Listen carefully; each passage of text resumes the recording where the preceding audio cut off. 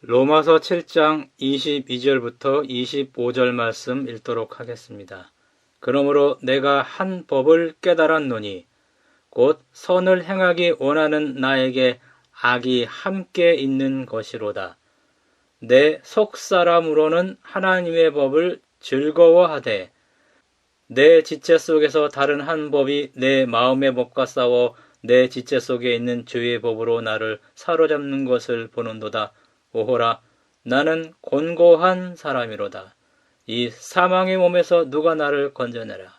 우리 주 예수 그리스도로 말미암아 하나님께 감사하리로다. 그런즉 내 자신이 마음으로는 하나님의 법을, 육신으로는 죄의 법을 섬기노라.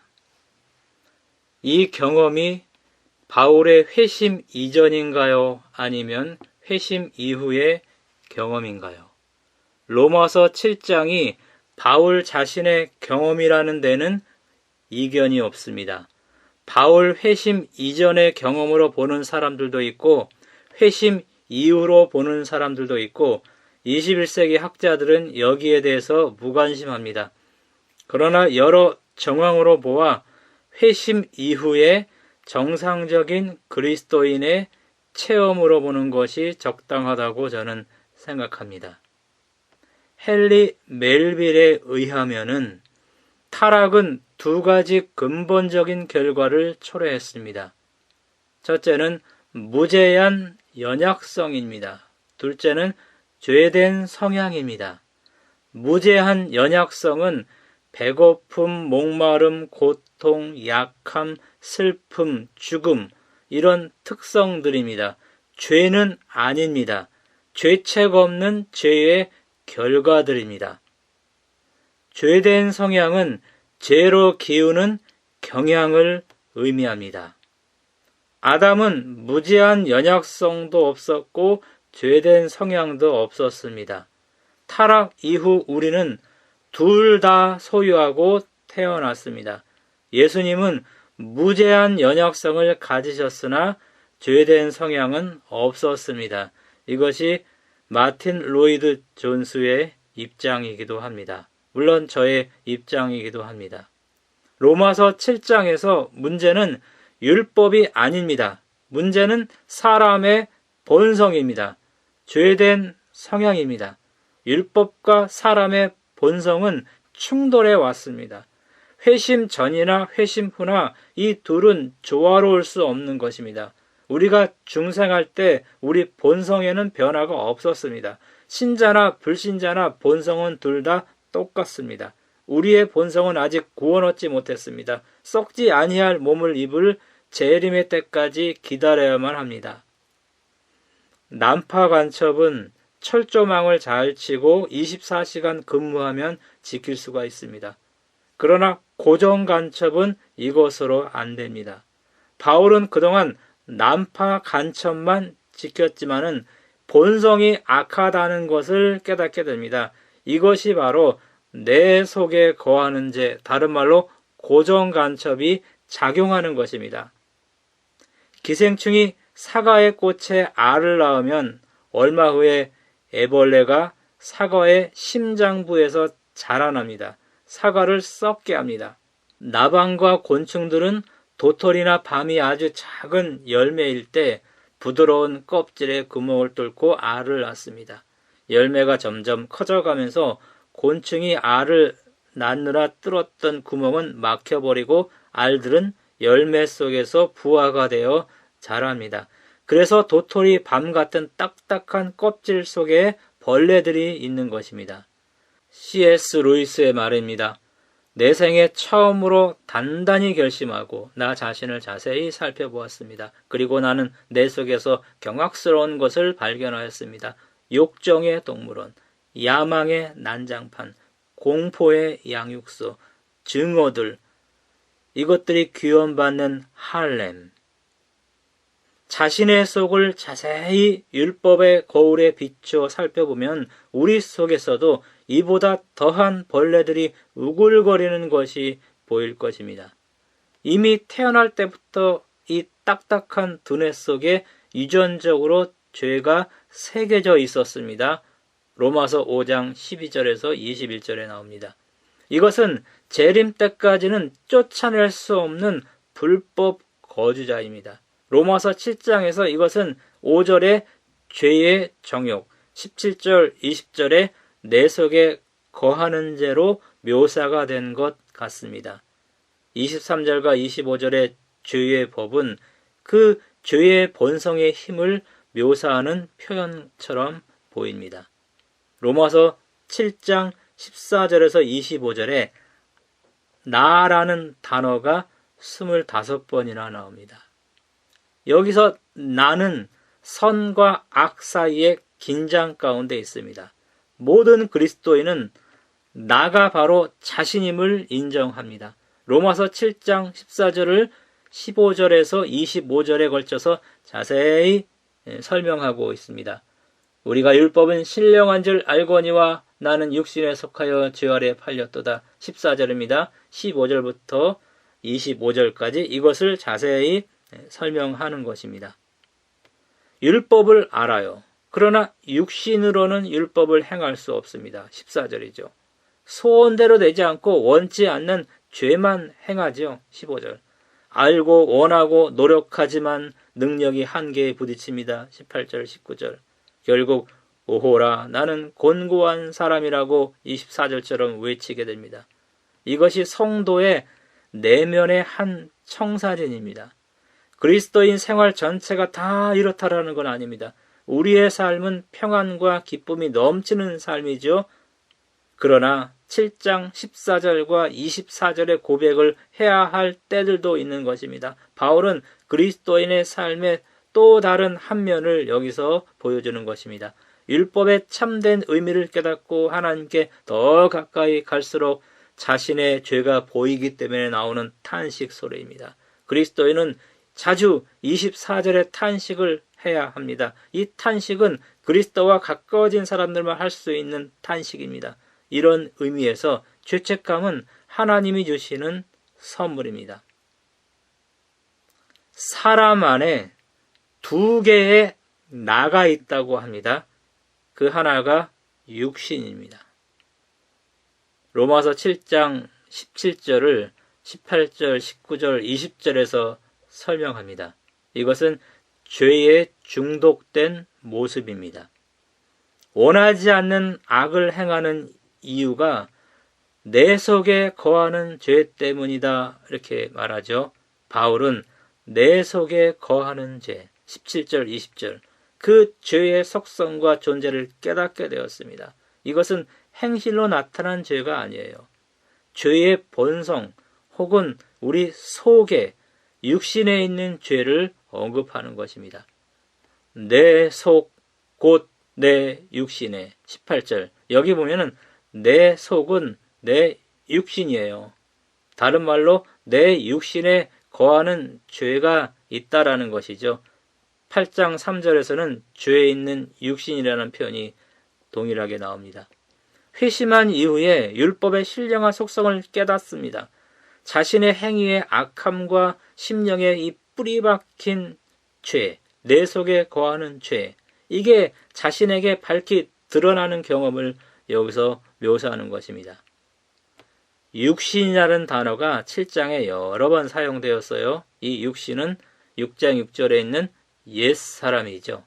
이것이 무엇인가요? 여러 설들이 있습니다. 인간 전체를 의미한다. 사람의 몸이다. 우리 본질의 감각적인 부분이다. 초자연적인 어떤 능력이다.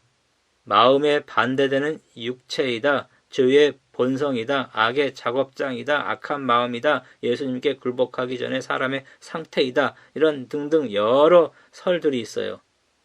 육신이라는 영어 단어 flesh, 이 flesh에서 마지막 스펠링 h를 빼고 거꾸로 적으면 self가 됩니다. 자아입니다. 자아. 죄의 본성에 지배받는 자아가 주인 역할을 하는 사람이 육신이라고 저는 생각을 합니다. 육신은 로마서에서 영의 반대 개념이에요. 7장에 영이라는 단어가 많이 나옵니다. 저는 로마서 7장에 나오는 육신은 죄의 본성에서 기인된 중생하지 않은 악한 마음이라고 생각합니다. 1장 28절에서는 하나님을 싫어하는 마음으로 묘사되었습니다. 죄의 본성이 존재하는 한 우리는 언제든지 육신에 지배받을 수 있는 연약한 인간입니다. 거듭난 사람, 칭의를 얻은 사람, 그런 사람은 하나님께 가까이 접근해서 하나님께 경배하고 하나님과 교제하는 것을 최고의 기쁨으로 여깁니다. 로마서 5장 1절 2절에 나옵니다. 하나님을 싫어하는 마음이 하나님을 좋아하는 마음으로 변화되었기 때문입니다. 반면에 육신에 있으면은 죄의 정욕에 이용당해 죄를 짓는다고 5절에 말하고, 종교적으로는 6절에 있는 것처럼 율법주의가 생겨납니다. 바리새인처럼 마음은 바꾸지 않고 억지로 행동만 바꾸는 율법주의적인 삶을 살게 되는 것입니다. 이런 나가 내 속에 있다라는 것입니다. 또 다른 나가 우리 속에 있죠. 그것을 여기서는 속사람으로 묘사합니다.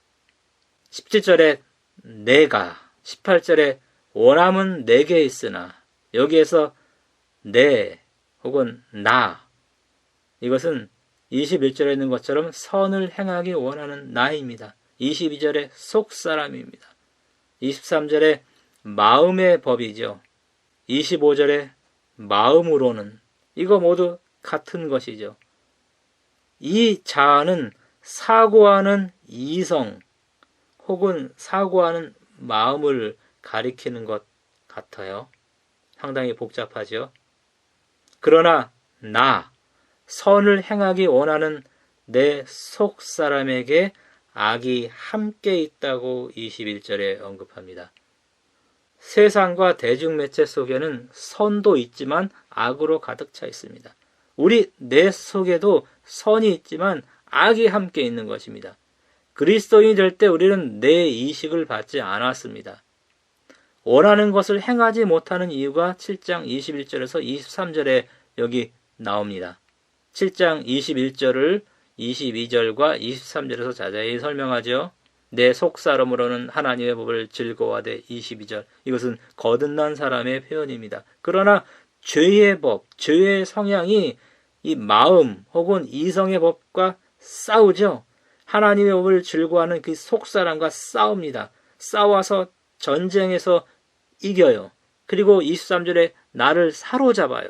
여기 사로잡다는 창으로 위협한다, 죄수로 만들다, 포로로 하다, 이런 뜻이 있어요. 두 사람이 서로 싸우다가 한 사람이 다른 사람을 넘어뜨리고 창으로 위협하면서 포로로 끌고 가는 그런 모습처럼 보입니다. 아니면 창에 찔려서 선행의 능력을 상실하고 악을 행하는 포로 신세의 모습입니다. 예를 들자면 질투하지 말아야 하는데 자꾸 질투합니다. 분노를 품지 말아야 하는데 분노가 자꾸 생겨요. 사랑해야 하는데 자꾸 미움이 생깁니다. 우리의 현실은 속에 내주하는 죄와 맞서 평생 투쟁하는 것이에요. 그러나 자력으로는 결코 승리할 수 없습니다. 오감을 통해 얻은 여러 좋지 않은 것에 우리는 중독되었고, 우리는 여기서 벗어날 수 없는 이유가 바로 이것 때문입니다. 이솝 이야기에 이런 이야기가 있어요. 전갈이 개구리 등에 업혀서 강을 건너려고 합니다. 개구리는 걱정이 되었어요. 그래서 물었어요. 내가 나를 물지 않을지 내가 어떻게 알아? 전갈은 이렇게 될 겁니다. 내가 너를 물으면 나도 죽으니까 내가 절대로 너를 물지 않을 거야. 개구리는 전갈을 믿었어요. 그리고 강을 헤엄쳐서 건넙니다. 중간쯤 왔을 때 전갈이 개구리를 물었어요. 둘 다 물에 빠져 죽어갈 때 개구리가 전갈에게 물었습니다. 왜 물었냐? 죽어가는 전갈의 답은 내 본성이야. 이것이 그의 답이었어요. 인간의 본성이 이런 것입니다. 어떻게 할 수 없는 것입니다. 그래서 24절에 오호라 나는 곤고한 사람이로다. 이런 고백을 하지 않나요? 사람 속에는 두 개의 나가 있습니다. 첫째는 육신 혹은 죄 혹은 악이 있어요. 그래서 미워하고 원치 아니하는 그것을 행하는 나예요. 두 번째 나는 속사람 혹은 마음, 이성의 법이 있어서 선을 행하기를 원하고 하나님의 법을 즐거워하지만 행할 능력이 없는 나입니다.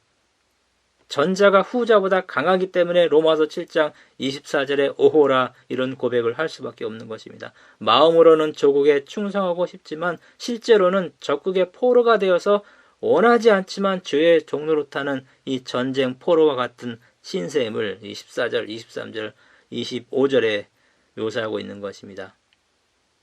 죄의 본성의 힘을 묘사하는 23절에 다른 법, 또 죄의 법 25절에도 나오죠. 이것은 늘 존재합니다. 어떤 방법으로도 이것을 없앨 수 없어요. 그래서 오호라 나는 곤고한 사람이로다. 이 탄식, 이 고백이 안 나올 수 없어요. 이 곤고한이라는 헬라어 단어는 신약에서 딱 2번 나옵니다. 여기에 한 번 나오고 계시록 3장 17절에 라오디게아 교회의 상태를 묘사할 때 사용이 되었습니다. 우리 라오디게아 교회가 이런 상태에 있다는 것을 모르는 것 같아요. 자신의 상태를 알고 24절에 탄식을 합니다. 더 나아가서 예수님께 구원을 간청하죠. 25절에 이것이 바로 회심이에요. 이것이 바로 그리스도인의 표고 정상적인 그리스도인의 모습입니다. 오호라, 이것은 자아가 깨어지는 소리예요. 이 소리 후에 예수님께 가면 칭의를 얻는 것입니다. 이런 의미에서 칭의는 단회적인 것이 아니라 자주 반복되는 그런 사건인 것입니다. 바울이 하나님의 의를 갈망하여 부르짖는 소리, 그게 바로 24절의 소리입니다. 죄짐에 들린 자들이 마음에서 나오는 이 부르짖음, 이게 바로 오호라 나는 곤고한 사람이로다. 여기에 대한 답은 바로 그 다음 절에 나오는 우리 주 예수 그리스도입니다. 자아가 깨어지고 예수님을 바라보고 그분께 가면 되는 것입니다. 누가 나를 건져낼 것인가요? 율법? 아닙니다. 양심? 아니에요. 자신의 의지? 이성의 힘? 그게 나를 구원해 줄 수 있나요? 절대로 구원할 수 없습니다. 바울은 명백한 대답을 하지 않고 하나님께 감사한다라는 언급만 하고 감사 내용은 진술하지 않았습니다. 문맥은 예수님이 건져내 주신다는 거예요. 고린도전서 15장 57절에 있는 것처럼 우리 주 예수 그리스도로 말미암아 우리에게 이김을 주시는 하나님께 감사하노니 우리는 이것과 연결하여 생각해야만 합니다. 궁극적으로 재림의 때에 이 사망의 몸에서 우리를 건져내실 분은 예수님이라고 고린도전서 15장 52절 53절에 언급하고 있습니다. 그때까지 우리는 우리에게 이김을 주시는 우리 주 예수 그리스도를 의지해야만 하는 것입니다. 25절 다시 한번 읽겠습니다. 우리 주 예수 그리스도로 말미암아 하나님께 감사하리로다. 그런즉 내 자신이 마음으로는 하나님의 법을 육신으로는 죄의 법을 섬기노라. 예수님이 현재 승리의 비결이지만 현실은 내 자신이 마음으로는 하나님의 법을 육신으로는 죄의 법을 섬긴다라는 이런 고백처럼 되는 것입니다. 계속되는 긴장에서 그리스도가 없는 자아는 죄의 속수무책입니다. 그러나 성령을 통해서 이것은 8장에 나옵니다. 승리가 이루어지는 것입니다. 성령께서 속사람에게 스럽게 된 마음을 주실 때만 우리가 세상을 대항해서 이겨요. 육신을 대항해서 이기고 마귀를 대항해서 승리할 수 있는 것입니다.